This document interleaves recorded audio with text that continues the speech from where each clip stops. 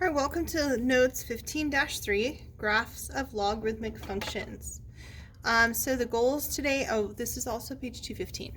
So the goals today are to find intercepts and asymptotes of logarithmic functions, determine the domain and range, so determine domain and range of log functions, and write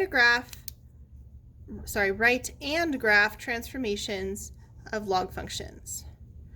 Okay. All right, so it says examine the graph of the function f of x equals 2 to the x and the graph of its inverse, g of x equals log base 2 of x. So let's first look at these equations. Y equals 2 to the x power and y equals log base 2 of x.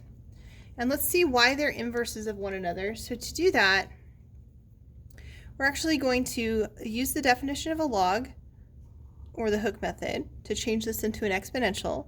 So we get 2 to the y is equal to x.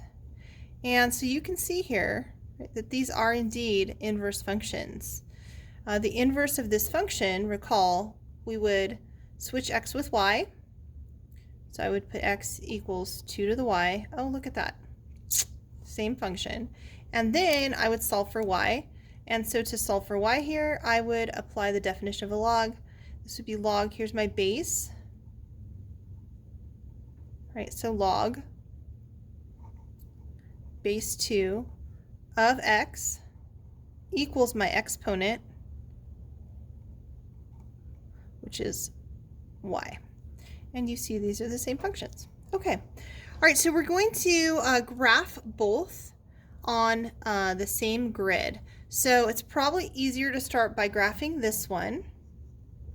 And then we can use the fact that they're inverse functions and switch our domain and range and graph this one. Okay, so I'm going to graph, I'll make a little t-chart up here for y equals 2 to the x. So x and then y equals 2 to the x power. And remember, we get to pick values for x, like, for example, since x is up in the exponent, I can pick -2, -1, 0, 1, 2, and so on. When I substitute those values in, I get 2 to the -2, which is 1 over 4, 2 to the -1, which is 1 over 2, 2 to the 0, which is 1, 2 to the 1, which is 2, and 2 to the 2, which is 4, and so on. All right, so the cool thing, like we know already about inverse functions, if I graph the inverse function, which is y equals log base 2 of x, here's my x, and here's my y equals log 2x, then I know that my x's and my y's will switch. And so instead of this being my domain, it now will be my range. So I'll have -2, -1, 0, 1, 2. And now my x values will be 1/4, 1/2, 1, 2, and 4. All right, we're going to go ahead and sketch these graphs. Hi.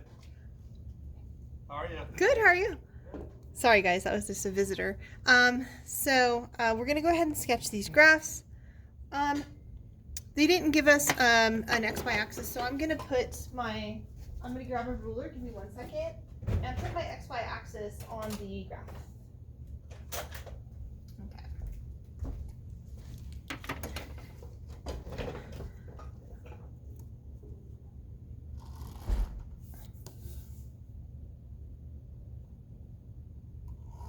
All right, you should always think ahead about what units you should count by. I'm just going to count by ones. It doesn't look like I'm getting very large very quickly. So I'm going to make this 1, 2, 3, 1, 2, 3, 4, 5. This is going to be -1, -2, -3, -4, -5. And then I'm going to do 1, 2, 3, and -1, -2, -3. All right, so the first graph, I'll do the first one in the reddish color, so that would be this guy right here. -2, 1/4, that's really close to the axis. -1, 1/2 would be right here. 0, 1, 0, 1 would be right there. And then 1, 2, and then 2, 4 you can see is going to be up here, and I'll sketch that guy in. So what I notice is that this graph is never going to go beyond the x-axis below it. No matter what value I plug in here, this always ends up being a positive value. It just gets to be a smaller fraction the more negative I go. All right, the other one, the purple one, let's go ahead and graph that one. So this one's 1/4, -2, so 1/4, -2, really close to the axis. And then 1/2, -1, 1/2, -1, and 1, 0, 1, 0, and then we have 2, 1, 2, 1, and 4, 2, 4, 2. And so this graph looks something like that. All right, and we can verify that it is indeed an inverse function graphically by drawing in that line y equals x. Right, so that would be this line, y equals x, and you can see that they are indeed symmetric across that line. Okay, what are the x and y intercepts? So I'm going to continue to stick with the same colors.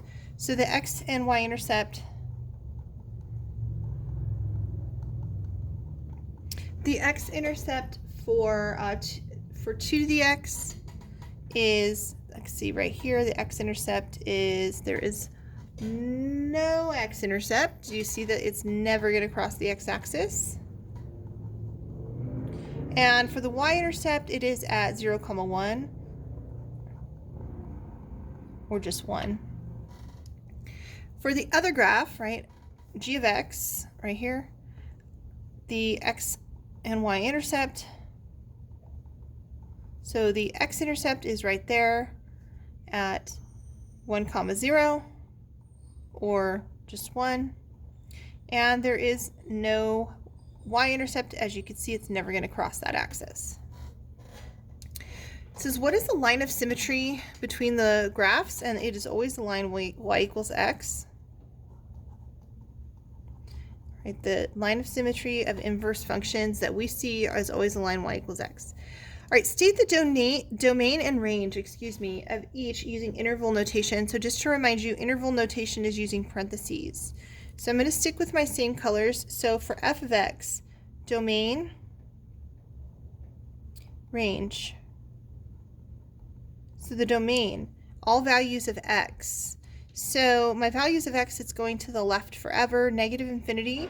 To the right, it's going slowly to the right, but it's going to go to the right forever. So the domain would be from -infinity to +infinity. The range would also be, let's see, the range would not be from -infinity. The range would be from, let's see, it's going to approach 0. The lowest value is 0, and it's going upward forever. And again, I'm using a soft bracket there because it approaches the value 0 on the y-axis, but as you can see in a table, there's no value that I could raise 2 to the power 2 and get 0. All right, for the other graph, you can verify it by inspection, or you can use the idea that domain and range will switch. So the domain of this graph is the range of the other one, 0, infinity. And then the range is the domain of the inverse function, which is -infinity, infinity. And we could verify that. So the domain for all the way to the farthest to the x is it's going to approach 0 but never cross. And then to the left, it's going to infinity. And then downward and upward forever. What is the end behavior of f of x?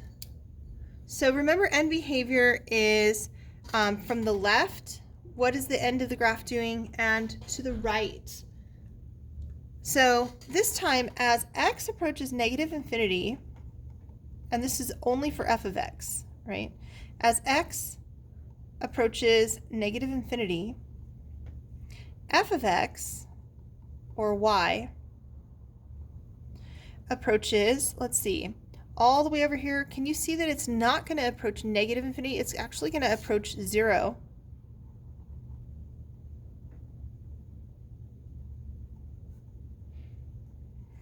So as x approaches, this is approaches,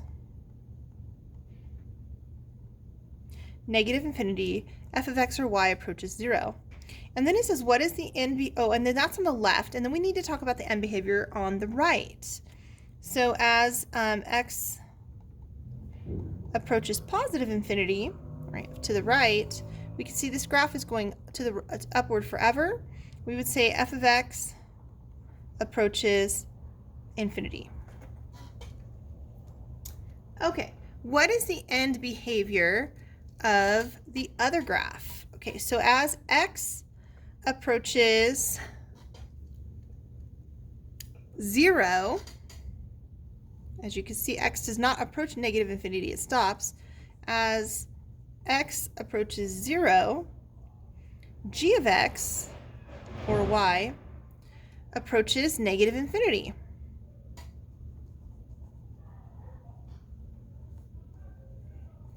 All right, and then as f of x, or sorry, as x approaches infinity, g of x approaches infinity.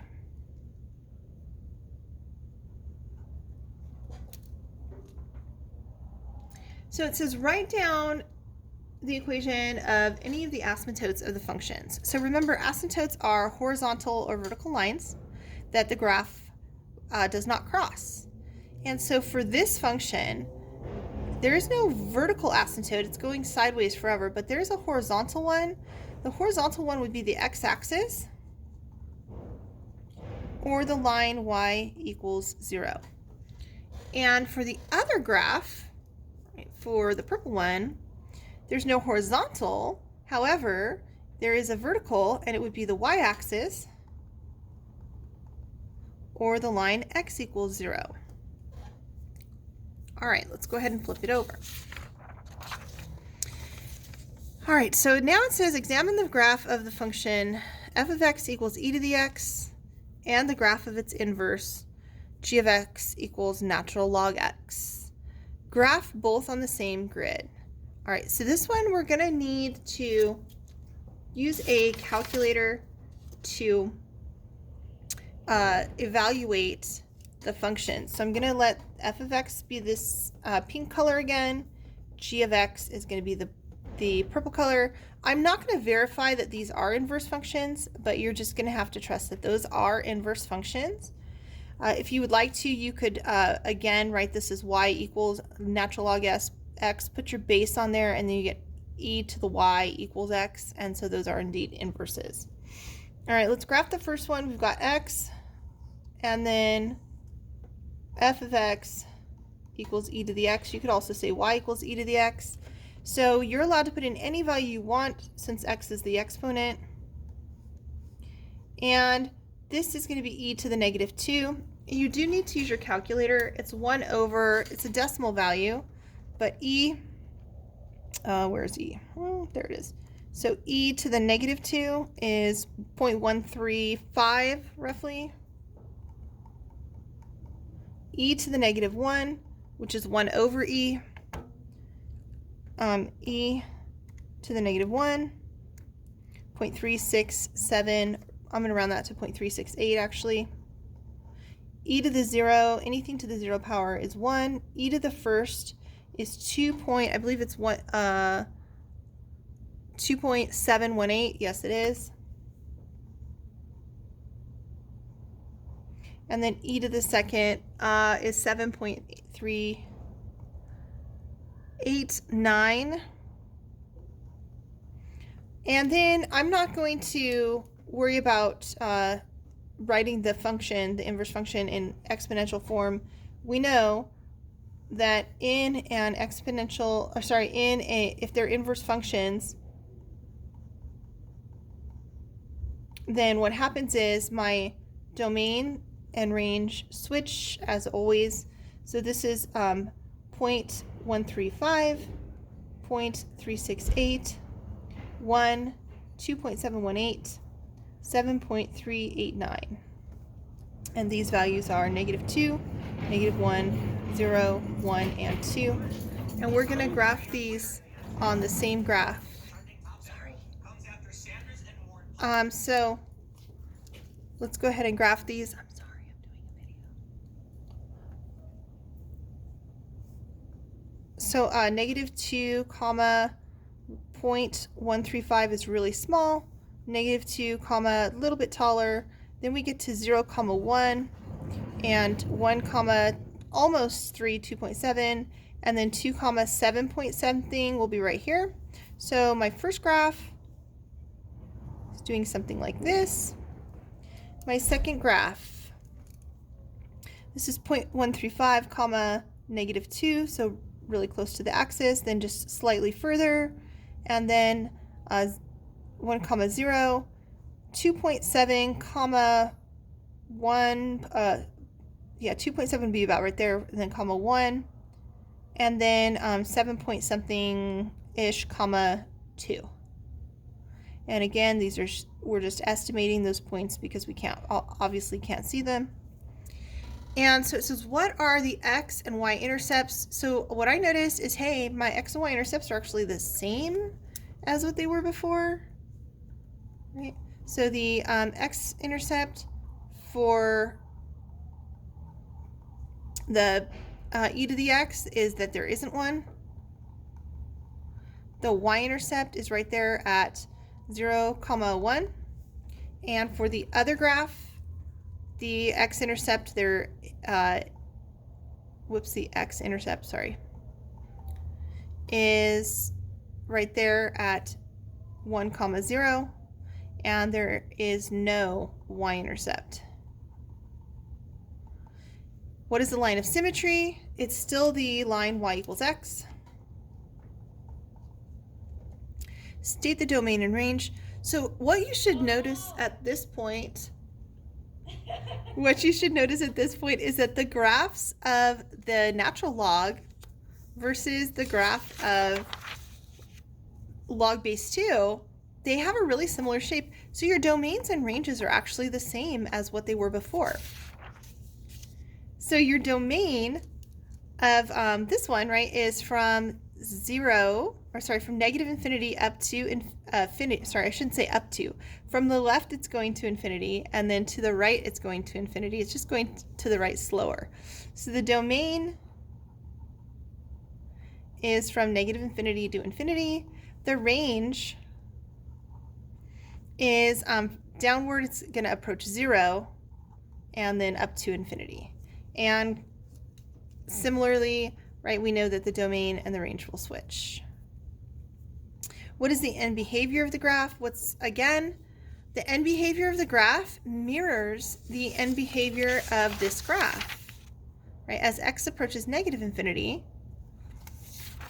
so as x goes to the left, y is approaching 0.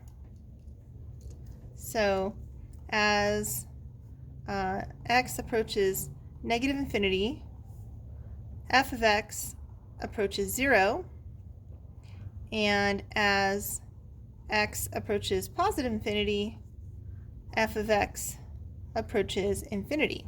And so you can see on the left it's approaching 0, but on the right this graph is going to the right forever, so it's approaching infinity. And for the other graph, right, as x approaches negative infinity, actually x doesn't approach negative infinity. Do you see that? As x approaches 0, my bad. G of x approaches negative infinity, and as x approaches positive infinity, g of x approaches positive infinity. This is a negative infinity right there. All right, and so Oh, that should have gone right here, by the way, guys. All right, so it says write the equation of any asymptotes of each function. And so we see that for the pink one or burgundy one, the x-axis, which would be the line y equals 0, is the horizontal asymptote. And for the purple one, it would be the y-axis, which is the line x equals 0. All right, moving on, it says from the graphs that you drew for items 1 and 2, draw conclusions about the behavior of inverse functions with respect to the x-intercepts, the end behaviors, and the asymptotes. Okay, so I'm not going to write this down, but you should. So my conclusion about the x-intercepts is that my x-intercepts and my y-intercepts switch. All right, and then about the end behaviors, we can see those also switch. Just look at those, and I'll flip it over. You can see the front one again. As x approaches negative infinity, y approaches 0. As x approaches positive infinity, f of x approaches positive infinity here, right? As x approaches 0, y approaches negative infinity. So you can see these two switched. And as x approaches infinity, right, these you can't tell that they switched because they were the same. All right, and then the asymptotes of the graph. The asymptotes of the graph, they were the x and y axis, so they're the opposite axes. So one is horizontal and one's vertical. And then it says if a function has an intercept of 0, 0, what will be an intercept of the inverse function? Also 0, 0. Remember that your x's and y's just switch, but in this case, they're the same. All right, guys, I'm going to pause it right here. I would like you to go ahead and try these, sketching these, and I will pick it up on the next video.